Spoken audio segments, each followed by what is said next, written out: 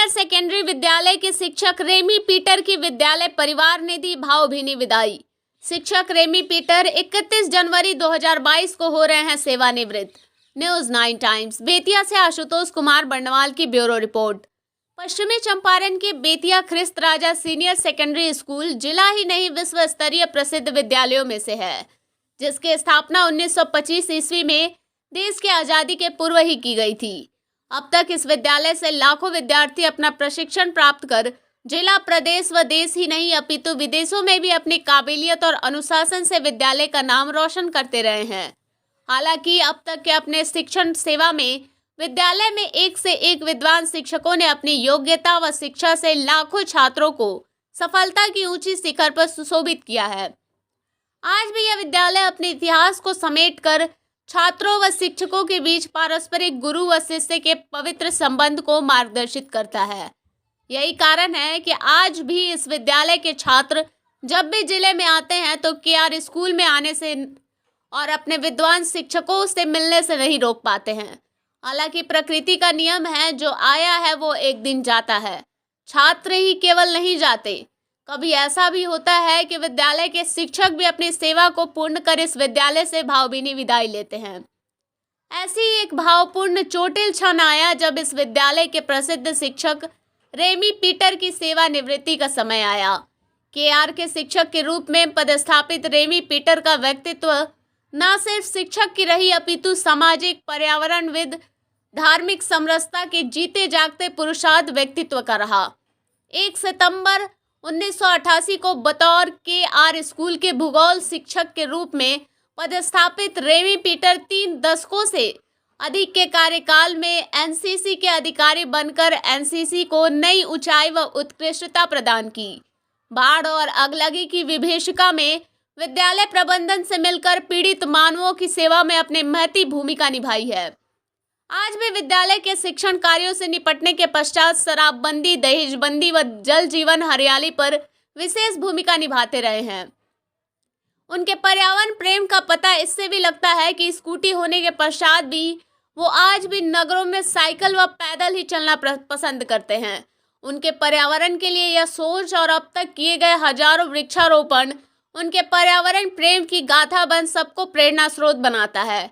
Asia के Nobel पुरस्कार से विख्यात रेमन मैग्सेसे पुरस्कार से सम्मानित जल गुरु डॉक्टर राजेंद्र प्रसाद के साथ बेतिया की पावन धरती पर जल सत्याग्रह आंदोलन भी कर चुके हैं। कोविड-19 के त्रासदी में निवर्तमान सभापति गरिमा देवी सिकारिया के भोजन वितरण कार्यक्रम में कोविड के समय अपने श्रम व योगदान देने वाले शिक्षक रेमी पीटर एक सामाजिकता की मिसाल देकर केआर विद्यालय को आदर्श और सभी प्रेरणा स्रोत बने रहे। ऐसे शिक्षक को विदाई देते हुए विद्यालय प्रबंधन अपने को ठगा महसूस कर रहा है और इस क्षति को अपूर्णीय बताते हुए उनके भविष्य की मंगल कामना करते हुए उन्हें शुभकामनाएं दिया। कोविड-19 प्रोटोकॉल के कारण विद्यालय के छात्र छात्राएं उपस्थित नहीं रहे, परंतु विद्यालय के प्रिंसिपल व शिक्षक उपस्थित रहे, जहां उन्हें सम्मान के साथ अंग वस्त्र और फूल मालाएं पहनाई गई। साथ ही शिक्षकों ने स्वयं उनके सम्मान में विदाई गीत भी गाया। News 9 times. आदरणीय फादर हेडमास्टर, आदरणीय फादर माइकल वाइस प्रिंसिपल, आदरणीय रेमी सर वाइस प्रिंसिपल और मेरा और हम सब का केआर परिवार और अति आदरणीय रेमी पीटर हेनरी सर।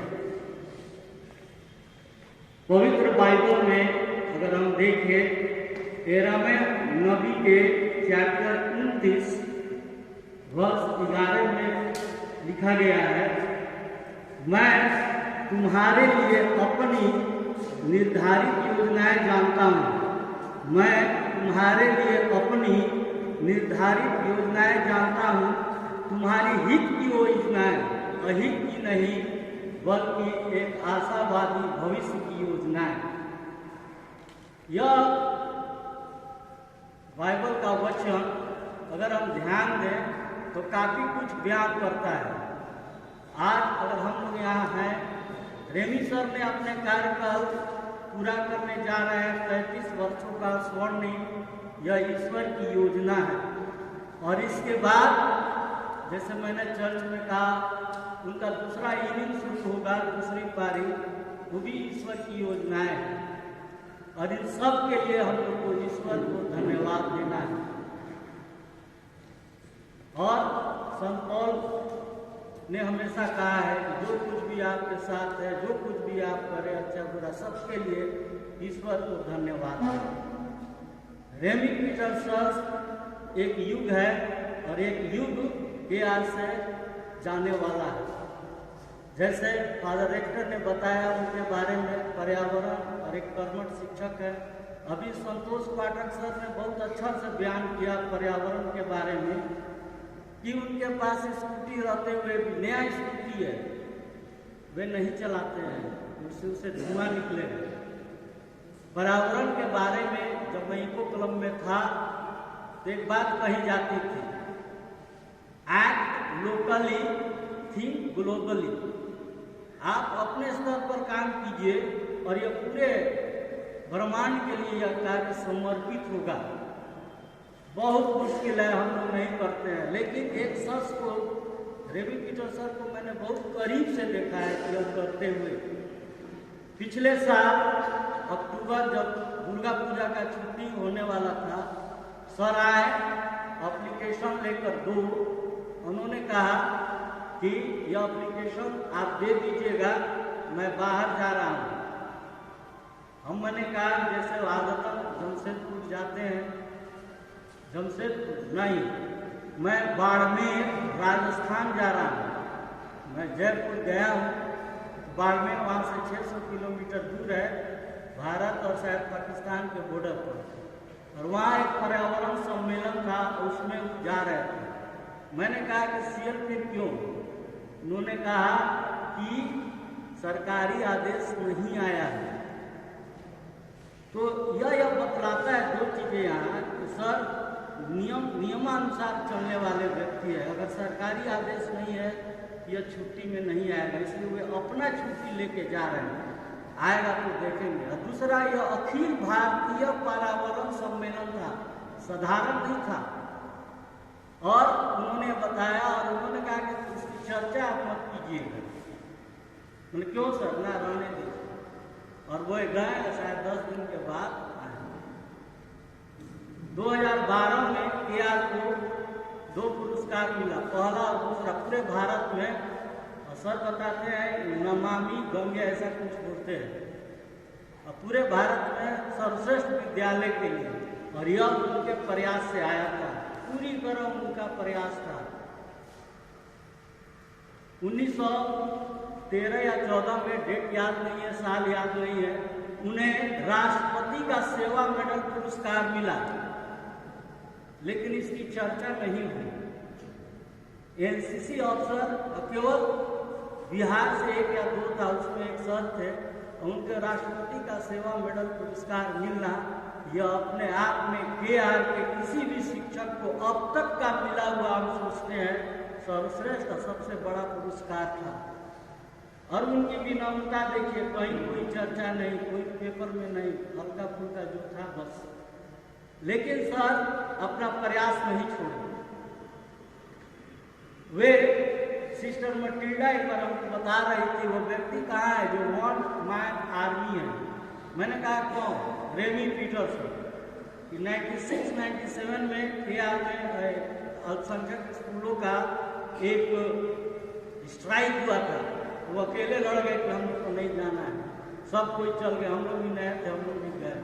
लेकिन उन्होंने कहा कि नियम का गलत है, और उनको सिस्टर मटिल्डा उनको बोलती थी 1 मैन आर्मी मैन। भीड़ के पीछे जाने वाले ये नहीं है, नहीं जाते।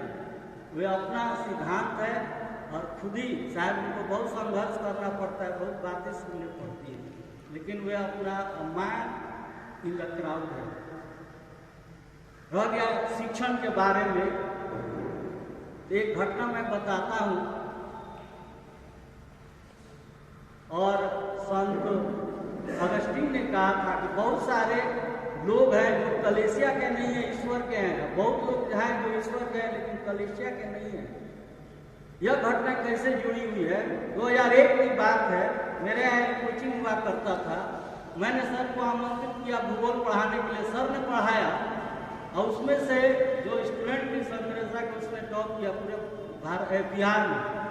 बाद में उसने इंजीनियरिंग वगैरह किया। बहुत सालों के बाद फोन आया कि सर मैंने यूपीएससी IAS क्रैक किया है। अभी वह लड़की अमेरिका में है, विदेश सेवा में।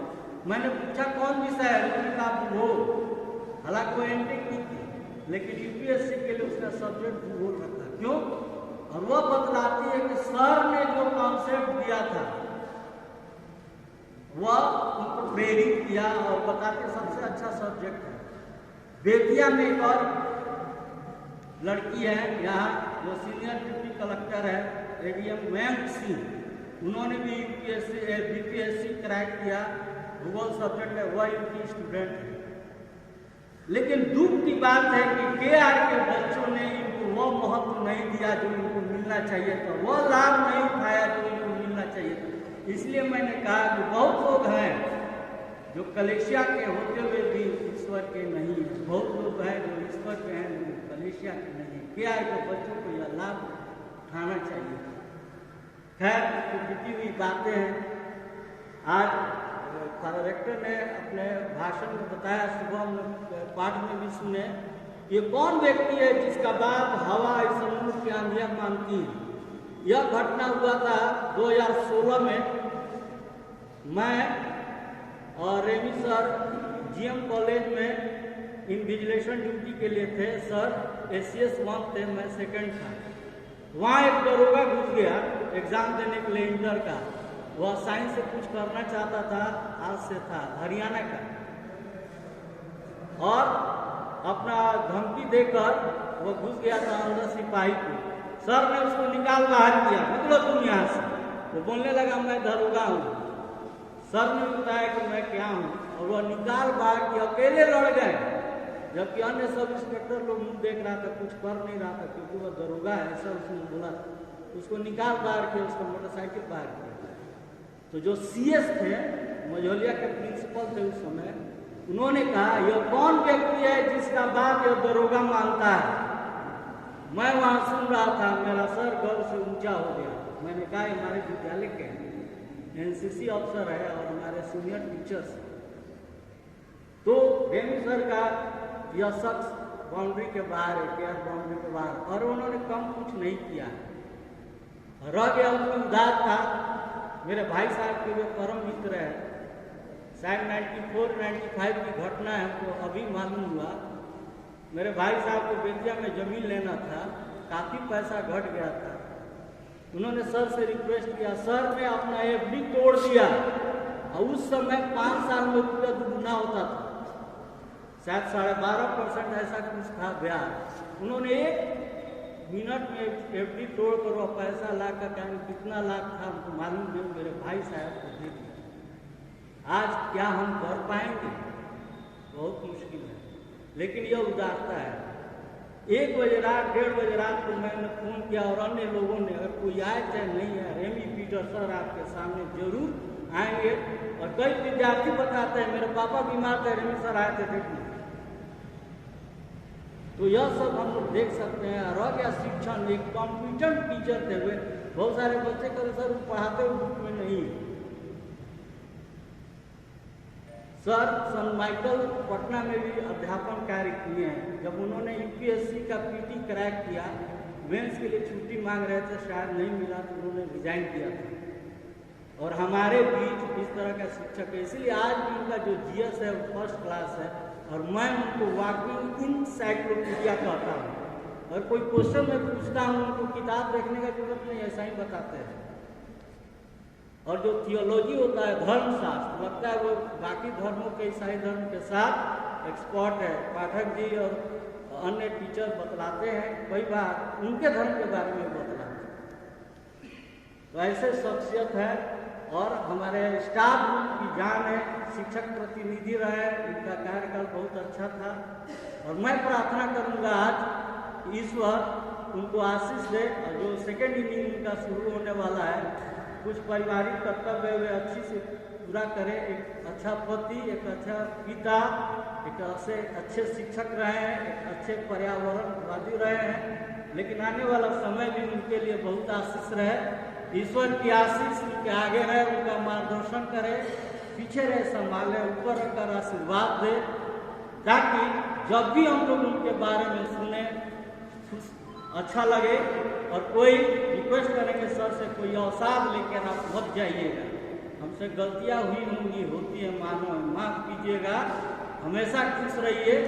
और मैं जाते जाते फादर विंसेंट फ्रांसिस का एक वाक्यांश बोलते जाऊंगा, जो उन्होंने 1998 जुलाई महीना में बोला था अपने विदाई के अवसर पर, कि लब पे दुआ रखना, दिल में प्यार रखना, लब पे दुआ रखना, दिल में प्यार रखना, कहीं कोई आ जाए दरवाजा खुला रखना। और रश्मि रति का एक पंक्ति जो हमेशा मुझे मोटिवेट करता है, ऑप्टिमिस्टिक पॉइंट ऑफ व्यू प्रदान करता है जीवन का, कि सौभाग्य न सब दिन सोता है, सौभाग्य न सब दिन सोता है, देखे आगे क्या होता है। ईश्वर की आशीष सदा आप पर बरकरार रहे। Thank you sir.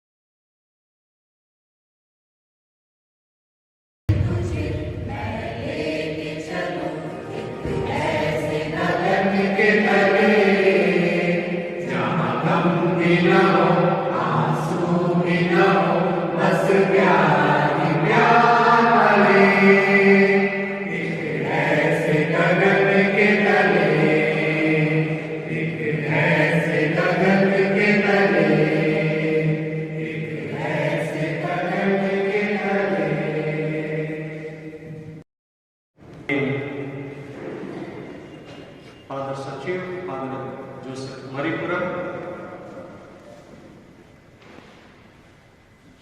रेवी Peter sir, vice principals, fathers, शिक्षकगण, शिक्षकेतर कर्मचारीगण, ऑनलाइन देखने वाले सभी विद्यार्थीगण, माता पितागण, आज यहाँ पर हम आज के दिन श्री आदरणीय रेमी पीटर सर के नाम पर यहाँ उपस्थित हैं। 31 जनवरी 2022 को अपना एक शिक्षक के रूप में अपना सेवा काल पूरा कर रहे हैं और उनके इस यात्रा में ईश्वर को धन्यवाद देने के लिए यहाँ पर हम सारे लोग उपस्थित हैं। पहले से मैं थोड़ा सा डर गया कि रंजू मैम ने कहा कि कुछ ही शब्द बोलेंगे, इसलिए चाहता मैं नहीं बोलूंगा। रेमी पीटर सर, आपने यहाँ पर 1988 को शिक्षक के रूप में ज्वाइन किया था और 2022 31 जनवरी 2022 को आपका सेवा समाप्त हो रहा है, यानी 33 वर्ष पूरा हो रहा है। शिक्षक का कार्य एक प्रोफेशन है, प्रोफेशंस ऑफ द प्रोफेशंस। हम सब यहां सब शिक्षक हैं और एक तरह से कहें तो सबको शिक्षक के रूप में होना है। शिक्षक दो चीज करते हैं, एक तो किताब से कुछ शिक्षा देते हैं, दूसरा है मोटिवेशन देना। और इसलिए ये प्रोफेशंस का प्रोफेशंस है, ये स्टूडेंट्स को तैयार करते हैं, मोटिवेशंस देते हैं। आज सबसे जरूरी है मोटिवेशंस देना, सबसे जरूरी है। डीमोटिवेशन करना आज बहुत आसान है, इसके लिए बहुत सारे एजेंट्स हैं कि किस तरह से बच्चों को खराब करें। और इस क्षेत्र में आपने बहुत सराहनीय कार्य किया। एक बार किसी से करीब आज से 10 साल पहले बातें हो रही थी कि रेमी पीटर सर है कौन। उन्होंने हमसे क्या करे, तुम जानते नहीं हो, रेमी पीटर सर है ना, विद्यार्थी के बहुत करीब है, यानी विद्यार्थी को बहुत चाहते हैं। जब भी कोई विद्यार्थी बीमार होते हैं या कोई तकलीफ है, उनका घर पहुंच जाते हैं देखने के लिए, इसलिए लोग उनको पसंद करते हैं।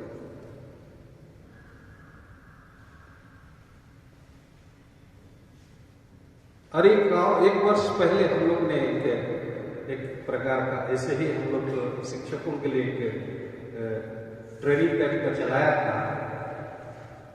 इसमें हम लोग ने ये भी कहना था कि know yourself, know your student और know your subject. Know your student, जब हम विद्यार्थी के दिल को छूते हैं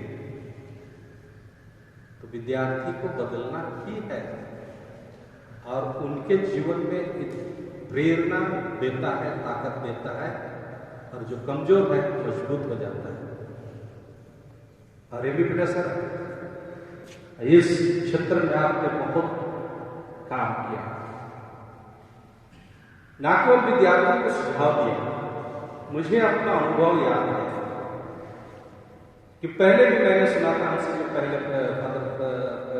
फ्रांसिस प्रिंसिपल कहते थे कि हम रेमी पीटर सर को काम देते हैं रूटीन बनाने का काम। हमको याद है, अब उसमें बहुत पर्टिकुलरली वो बनाते हैं, बहुत सटीक बनाते हैं, ये हमको बताते थे। और जब मैं प्रिंसिपल बना तो बहुत सारी चीजों पर वो सुझाव देते थे। नियम कानून के जानकार हैं। कहते थे सकारात्मक रूप से फादर ऐसे नहीं होता है, ऐसे होता है, ऐसे कीजिएगा, ऐसे होगा। एक और मुझे याद है कि नौतन में हमको वोटिंग कैंपेन के लिए मेरा नाम आ गया, तो मैं डर गया कि अब तो हमको वोट में ड्यूटी के लिए जाना पड़ेगा। और क्या करें, मैं पहुंच गया वीडियो के पास नौतन, और वीडियो से कहा कि पैरवी लेकर के नाम कटाइए मेरा। वीडियो ने कहा कि आइए फादर कोई बात नहीं, आपका नाम कट जाएगा लेकिन समय लगेगा। मेरा नाम कटा नहीं। अब आया कि नहीं, कम से कम आपको 1 या 2 दिन तो जाना पड़ेगा बच्चों का प्रभात फेरी निकल करके ये घूमने की। रेमी पीटर सर ने कहा नहीं आप नहीं जाएंगे, नहीं जाएंगे, उसके बदले हम जाएंगे। वो बैनर लेकर के लड़कों के साथ प्रभात फेरी लेकर के चले गए। तो जब चुनौती आता है सामने खड़े होते हैं। एक बार याद है कि एक केआर कैंपस को 30,000 रुपया मिला, 30,000 रुपया। किस लिए? पेड़ लगाने। और यहाँ पर पेड़ लगाया गया और पेड़ का गिनती किया गया, जनसंख्या किया गया, पेड़ संख्या किया गया, और इसका रिपोर्ट कौन सा विभाग को जमा किया गया और वहां से पैसा आया। इसमें रेमी पीटर सर का बहुत बड़ा हाथ। और इतना ही नहीं, बहुत सारे उन्होंने काम किया।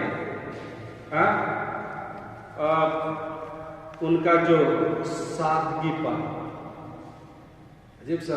मैं शुरू आया था तो चाहता था टिप टॉप रहे, लड़के भी टिप टॉप रहे, स्कूल को तगड़ा बनाना है, आगे ले जाना है।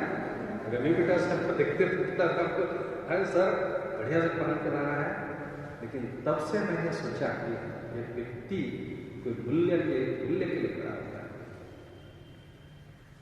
कोई मूल्य है, उस मूल्य पर आधारित ये खड़े होते हैं। सादा उच्च विचार, सादगी जीवन।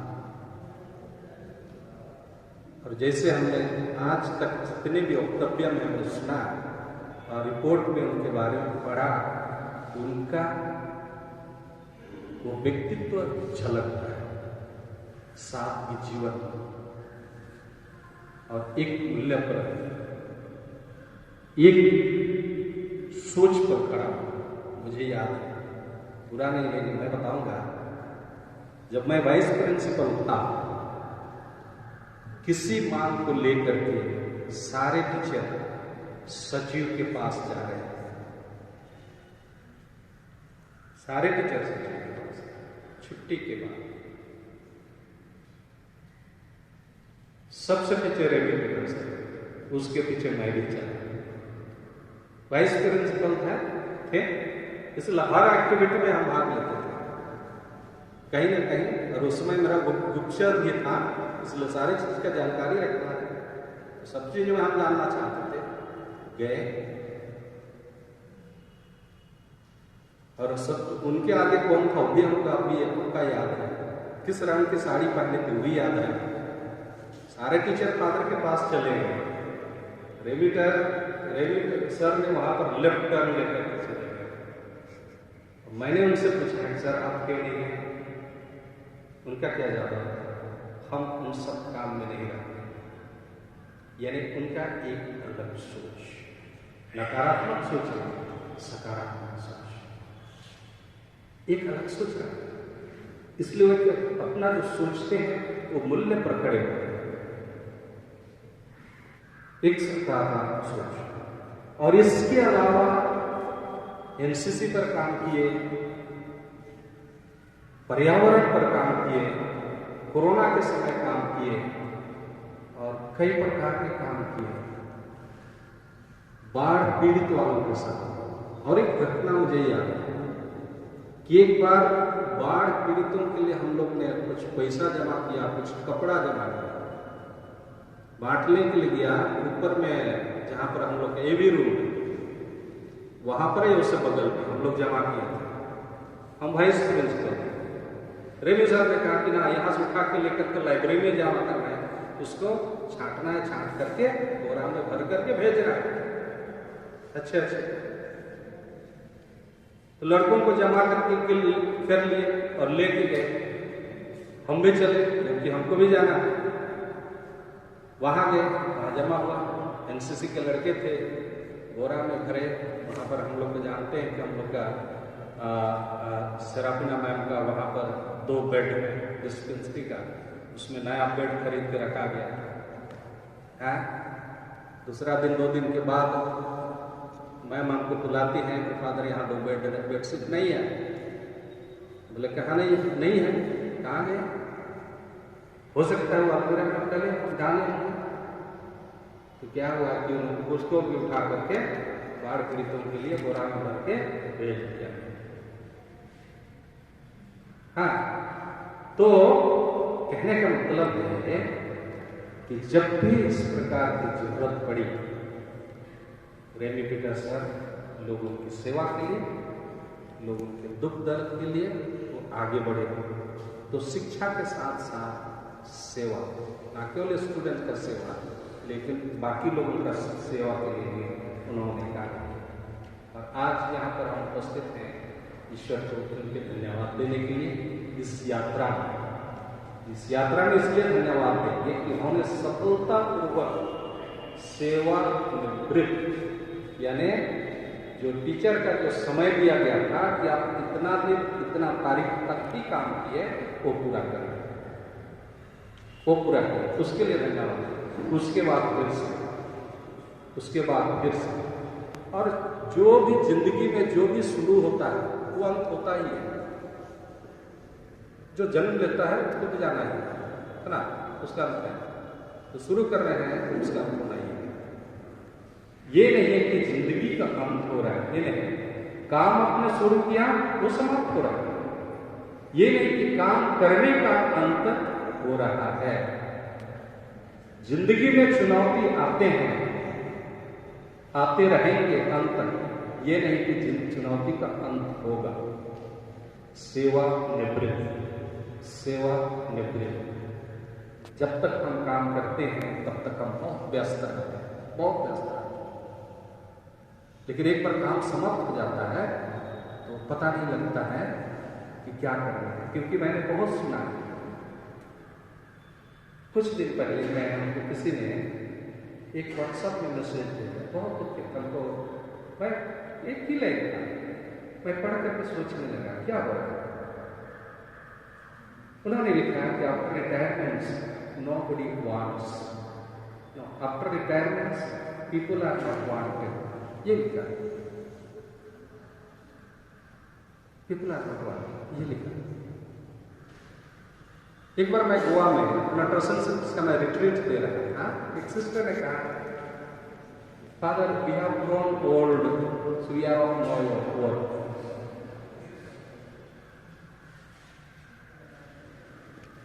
पॉइंट है, भावनाओं के पॉइंट है। ये चैलेंजेस आएंगे, बहुत सारे के साथ ये चुनौती है। इसके बाद जब सेकेंडरी होता है चुनौती, इस प्रकार की चुनौती होंगे कि हमारे पास जो समय है हम कहाँ व्यतीत करेंगे, हम अपने को कहाँ व्यस्त रखेंगे, कैसे हम अपने को खुश रखेंगे, बाकी समय हम कैसे बिताएंगे। इस प्रकार की चुनौतियाँ आएंगी, सामना करना पड़ेगा। इसका ये भी फैक्ट है, इसका भी सामना करना पड़ेगा। और इस संदर्भ में वर्षों पहले एक कवि W. बिष्ट ने एक कविता लिखा था। उन्होंने लिखा अपने जवानी में कैसे था उसको भी लिखा, रिटायरमेंट के बाद कैसे लग रहा है उसको भी लिखा। बड़ा फर्क इसका बीत रहा है एक पल। अब एक टूटे वृक्ष के नीचे लगती थी महाफिल मेरी भी, खुशी भरी थी साथ, करते मिलजुल के बातें प्रेम की, न राजनीति भी था आया, कविता की तरह नहीं पढ़ना समय कवि के कारण। अर्थ यही है, जवानी में चारों तरफ महफिल लगती थी, सब चीज चलता था, काम क्या करते थे। युवा पीढ़ी है, भटक गए, लड़ रहे शास्त्र से पुनः गए बताएं। सन की अत्याचारी गुस्से से भरे हुए मानवों पर कर रहे हैं अत्याचार, नित नए नए दोषी हैं बस समय यहाँ, जिसने जिसने खेला है यह खेल। लेकिन आपने जब तक समय का बहुत कुछ किया, ताकत का बहुत कुछ किया, अब टाइम आ गया।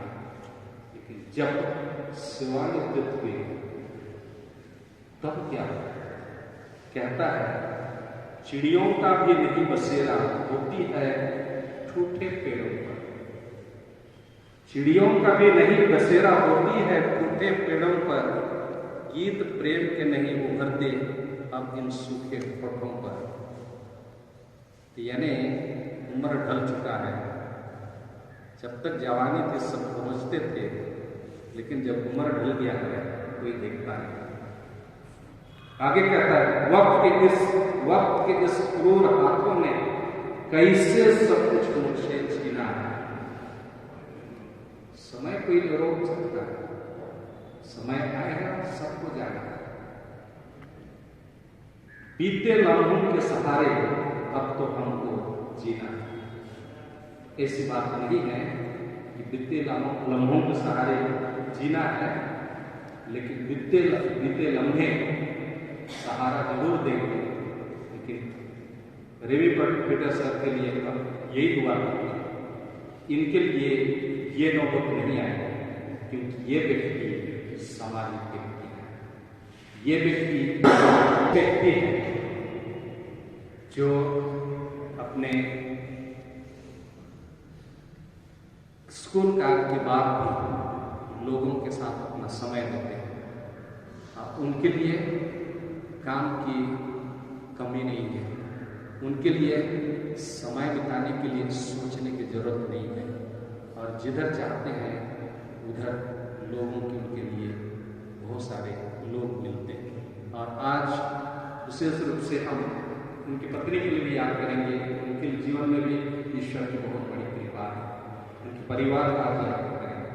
और रेमी पीटर सर के लिए विशेष दुआ करें, न केवल आज करें, इसके बाद करेंगे कि उनका जीवन स्वस्थ हो, सुखमय हो, और हमेशा जिस गति से बढ़े अंत तक उसी गति से बढ़ते रहें। ईश्वर जो भी करेंगे, जहाँ भी जाएंगे, जहाँ भी रहेंगे, हमेशा ईश्वर की आशीष और कृपा उनके ऊपर बनी रहे, उनके परिवार पर, और जितने भी लोग उनके संपर्क में आएंगे उन पर बनी रहे। और उनके विद्यार्थियों की ओर से मैं स्कूल के जितने विद्यार्थियों की ओर से, उनके परिवार की ओर से और स्कूल की ओर से मैं आपको बहुत बहुत धन्यवाद देता हूँ sir. Thank you so much. Thank you. Be happy and we are also happy and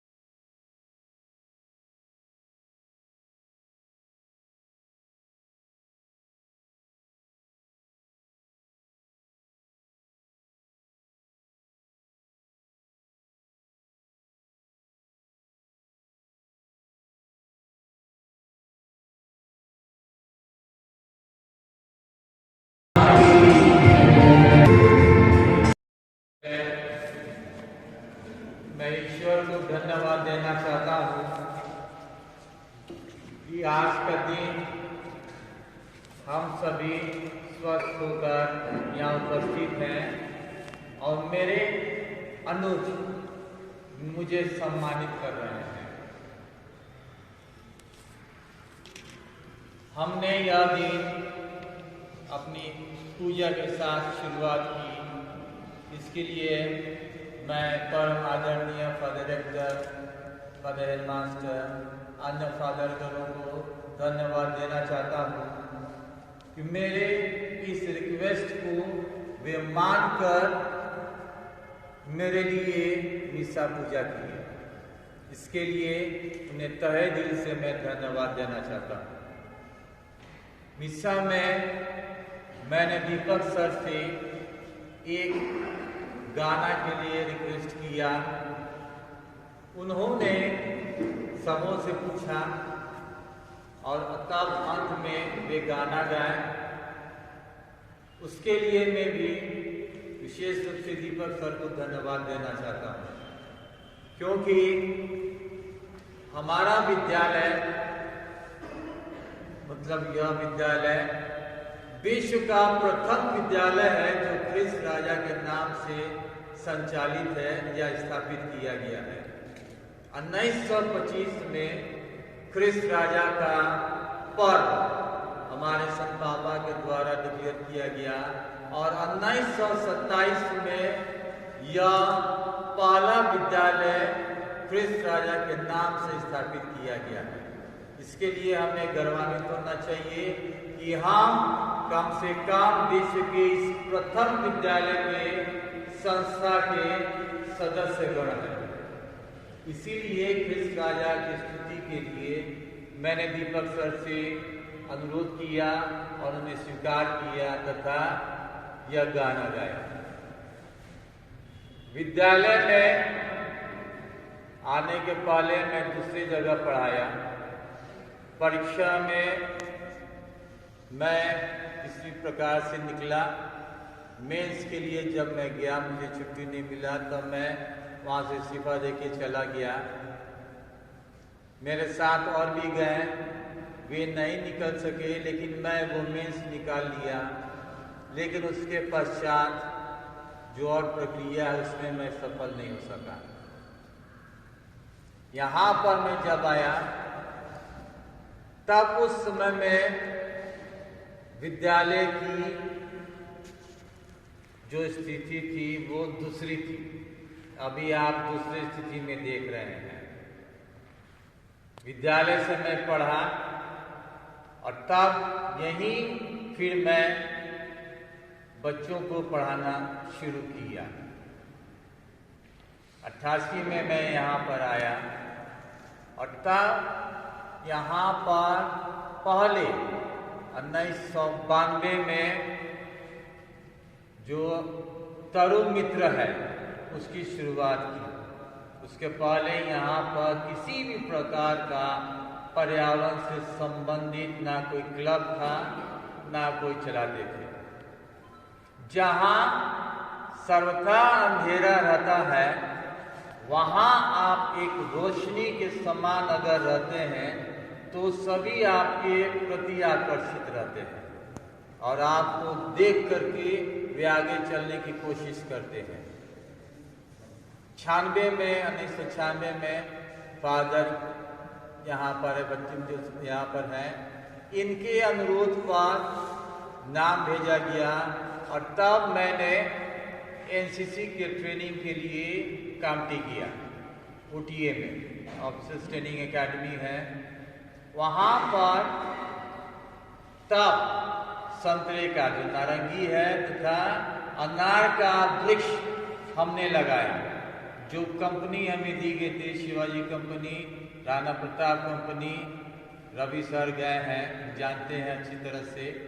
वहाँ पर हमने सबसे पहले दोनों कंपनियों के बीच में जो परिसर था, जो पहले सेंट्रल जेल था, अंडमान में राजनयिक को भेजने के पहले उसी नागपुर में राजनीतिक कैदियों को रखा जाता था।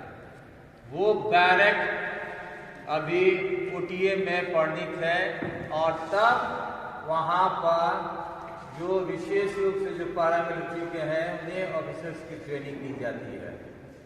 वहाँ पर हमने सबसे पहले 1500 वृक्षों को लगाया, संतरे तथा अनार का। अभी बहुत बड़ा हो गया है। दोबारा मैं जब ट्रेनिंग के लिए गया तो मैंने देखा, फिर हमने उसी प्रकार से 1000 वृक्षों को लगाया। आने के पश्चात मेरे पहले 2 कैडेट्स आरडी कैंप के लिए गए हुए थे। 98 के बाद से 98 में यहाँ पर से पहली बार मेरे नेतृत्व में एक लड़का दिल्ली गया। जब तक मैं था उस समय से अभी तक 5 कैडेट्स रिपब्लिक डे कैंप जा चुके हैं। बाहर अन्य विद्यालय के बच्चों का सहूलियत नहीं था। मेरे आने के बाद से वे अन्य जो कैंप है जो सेंट्रल गवर्नमेंट के द्वारा संचालित किए जाते हैं, नेशनल कैंप है या इंटीग्रेशन कैंप है या एडवेंचर कैंप है, उसमें मैंने बच्चों को भेजा किसी प्रकार से पटना जा करके, और वे वहाँ से सफल होकर के आए। क्योंकि मैं भूगोल का शिक्षक रहा हूँ, अभी भी मैं भूगोल का छात्र हूँ, तो उतना रहने के बावजूद भी यहाँ के कैडेट्स 3 बार सुब्रतो कप के फाइनल मैच में एनसीसी ग्रुप की तरफ से यहाँ से गए और उसके रनर बन करके आए। सही से टेक्निक नहीं मालूम रहने के कारण मैं अभी कुछ वर्ष पहले जमशेदपुर में फुटबॉल क्लब खुला हुआ है, जेएफसी का खुला हुआ है, उसका सीनियर सिटीजन्स का 50+ के जो सदस्य हैं जो फुटबॉल खेलते हैं उसका मैं सदस्य बना। उसके पश्चात यहाँ पर जो पर्यावरण से संबंधित है, वृक्ष नहीं थे। मैंने कोशिश किया पर्यावरण से संबंधित, फॉरेस्ट विभाग से संबंधित, और तब इस विद्यालय में आप देखे होंगे अभी बहुत बड़े बड़े वृक्ष हो गए हैं, आम तथा लीची के। संजीवीर का जो प्लेग्राउंड है उसके पूर्वी साइड में, उससे जो है लगने के समय में बहुत बहस हुई थी। जो उस समय में प्रबंधन समिति के थे वे नहीं चाहते थे, लेकिन लगने के बाद से जब पैसा मिला तब बाद में एप्रिशिएट किए। अभी जो हमारा उत्तर में जो बगीचा है आम का, उससे काफी ज्यादा मात्रा में विद्यालय को रेवेन्यू मिल रहा है। अभी बाउंड्री के आसपास देख रहे हैं, इधर जो है महोगनी का जो वृक्ष का है या बाउंड्री का है, संजयवीर की तरफ कम है। इन वृक्षों को लगाने में मेरी सहभागिता रही। वन विभाग से वृक्षों को मंगवा करके यहाँ पर 12,000 से ज्यादा वृक्षों को लगाया गया। 6,000 वृक्ष जो हैं वे वन विभाग से लेकर के बच्चों में बांटा गया था, उसमें में बांटा गया था। अभी तक अगर देखा जाएगा तो चूंकि पर्यावरण से संबंधित है, इसीलिए हम लोग को रिकॉर्ड्स रखना पड़ता है कितने वृक्ष हम लगाएं। अभी तक जो है लगभग 32,000 से ज्यादा वृक्ष लगा चुके हैं। विद्यालय में अभी देखिए वृक्ष की जो पुराने वृक्ष को काट करके कम से कम जो संजेवियर का या हमारे विद्यालय का डेस्क जो बना हुआ है, पुराने वृक्षों का अधिकांशतः बना हुआ है, बहुत कम ही बाहर से खरीद करके आया। बाढ़ के समय में देखेंगे कि सहरसा में जो बाढ़ आया था उस समय में जेम्स सरफिन सर थे, समाज सेवा क्लब चलाते थे, साथ में मिल करके वहाँ के बाढ़ पीड़ितों के लिए हमने कपड़ा, पैसा, अन्न जमा किया और तब उसे सहरसा भेजा गया। नेपाल भूकंप के समय में एनसीसी की तरफ से बच्चे कुछ पहनने के लिए अपने घर पर लाए तथा यहाँ जमा करके मुजफ्फरपुर से ब्रिगेडियर आए थे और उन्हें ले करके हमने जो नेपाल पुलिस का है वीरगंज जा करके वहाँ पर हमने उन सामानों को दिया।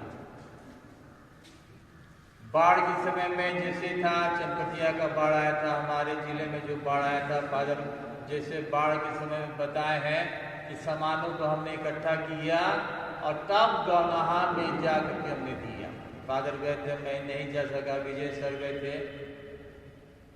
उसके बाद रेड क्रॉस की तरफ से हमने पिड़ाड़ी, नेपाल बॉर्डर के पास का है, 2 नदियों के बीच का गांव है, वहाँ पर बहुत से जो दयनीय स्थिति थी, बच्चे थे, उनके साथ हमने जो है खाना भोजन बनवा करके बंटवाया तथा हमने सामान दिया था। हॉस्पिटल से हमें सहयोग के लिए वहाँ के डॉक्टर्स गए थे।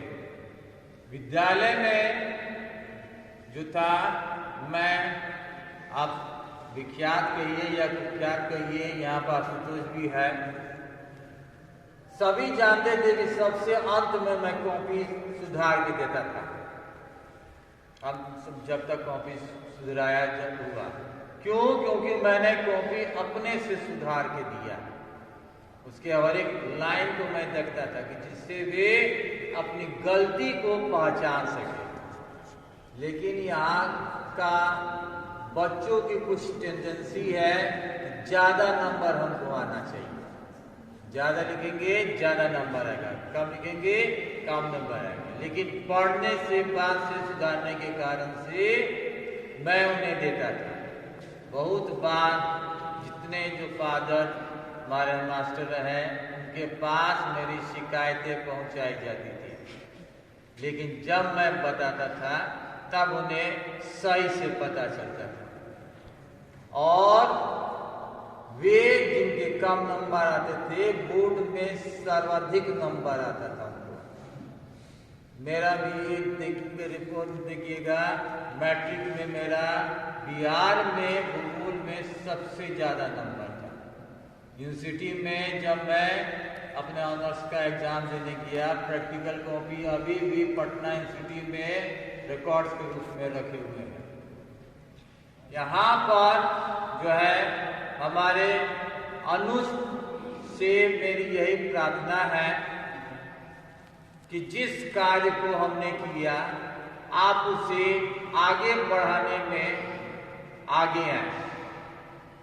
आप आम आदमी नहीं हैं, आम रह करके एक असाधारण कार्य कीजिए। जब तक आप अन्य लोगों के समान रह रहे हैं, आपकी कोई पहचान नहीं है। आप साधारण रहिए, लेकिन असाधारण कार्य कीजिए, जिससे आपकी पहचान अलग हो सके। जब तक हम पढ़ते हैं, अपने माँ पिता के नाम से जाने जाते हैं। जब हम बड़े हो जाते हैं,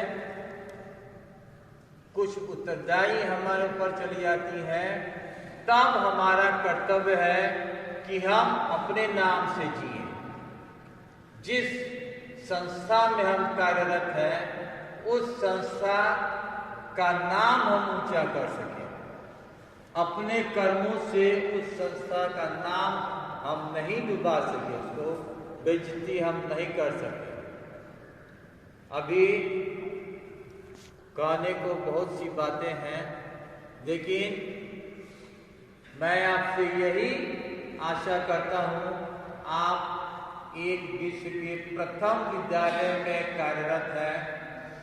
इसके नाम को आगे बढ़ाने में आप प्रयासरत रहें, जिससे कि जितना आप दूसरों के लिए काम कीजिएगा, उतना ज़्यादा आपका नाम दूसरे कोई करेंगे। ग्लास में अगर पानी हम रखते हैं, आधा गिलास रखते हैं तो आधा गिलास खाली का रहता है।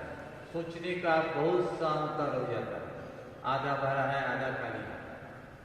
उसी प्रकार से जब तक आप कठिनाइयों से सामना नहीं कीजिएगा, आप सफल नहीं हो सकते।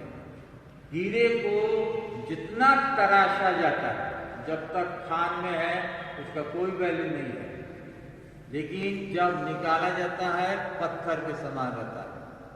निकालने के बाद से जो जौहरी रहते हैं, जितना बड़ा जौहरी रहेगा उसी प्रकार से उसे तराशते हैं, जिससे कि उसकी कीमत बढ़ते चली जाती है। उसी प्रकार से आप कार्य करें। हमारा आशीर्वाद है, आप सभी हमारे अनुज हैं, छोटे भाई बहन हैं। आपसे मैं यही आशा करूंगा कि जिस पथ पर हमने चलकर विद्यालय का नाम ऊपर किया, उसी प्रकार आप भी चलकर एक अलग विद्यालय को पहचान दें।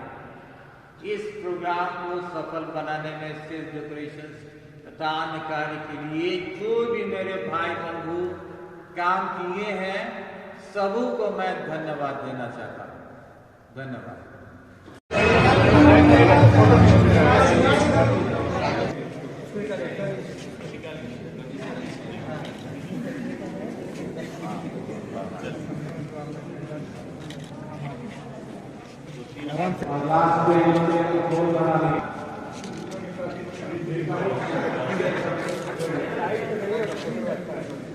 आगे चले सर।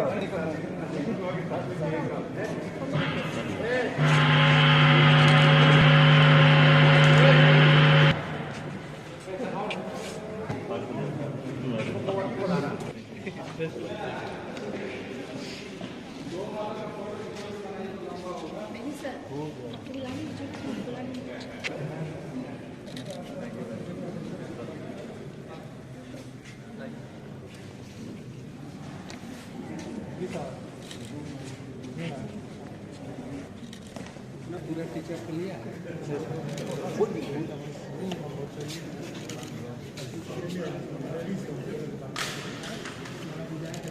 हमको फोन करके बात करवाइए।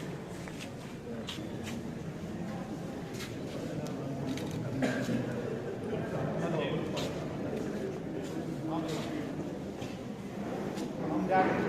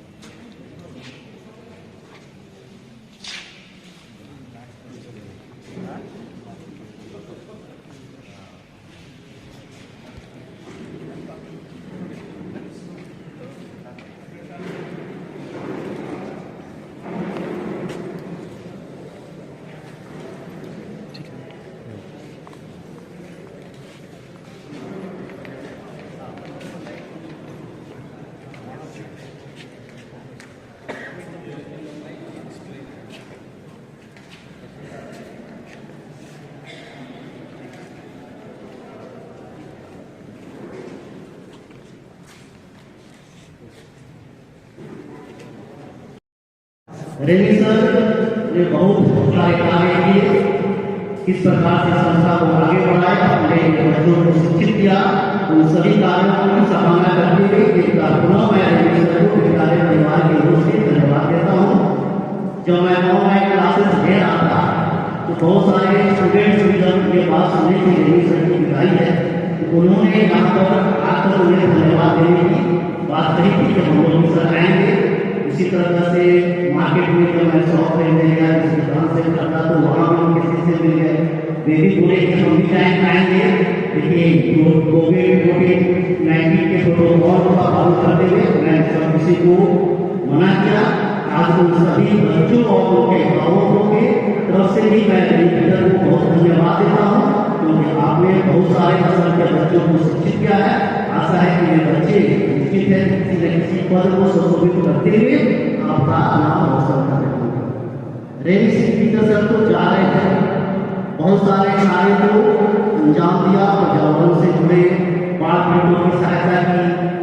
अभी भी कोविड-19 में बहुत सारे भूखे इंसानों को खिला रहे थे, जैसे कि प्रिंसर संतोष सर हमारे प्रिंसिपल और हमारे टीचर ने जैसा व्यक्त किया था। लेकिन सवाल उठता है कि अब रेमी सर जा रहे हैं तो ये कौन है? क्या रेमी सर ये सारे काम किसी अध्यादेश के तहत किया था? क्या रेमी सर किसी प्रिंसिपल रेक्टर या किसी गवर्नमेंट के आदेश से अनुसार किया था?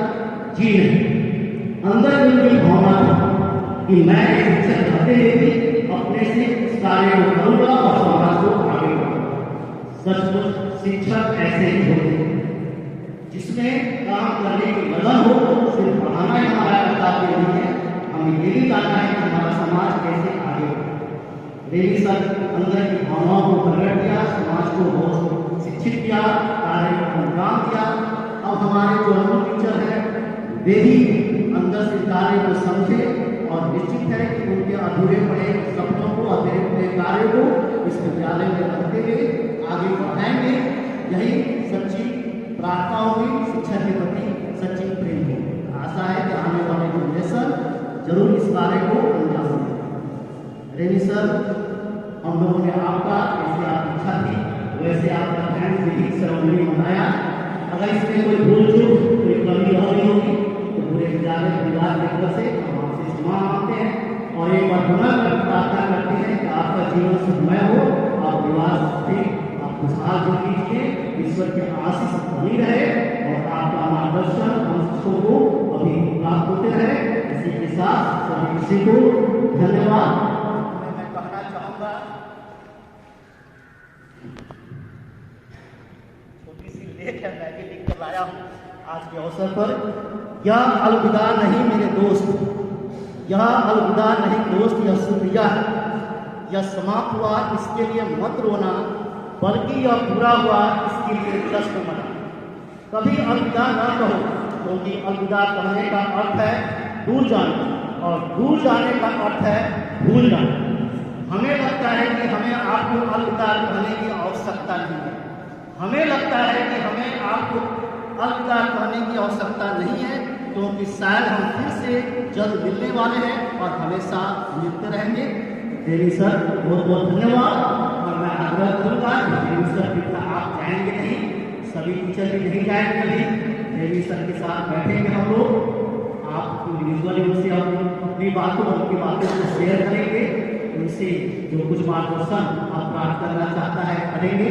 तो एक साथ आप सभी टीचर गोल से बैठ जाएंगे। Ramie sir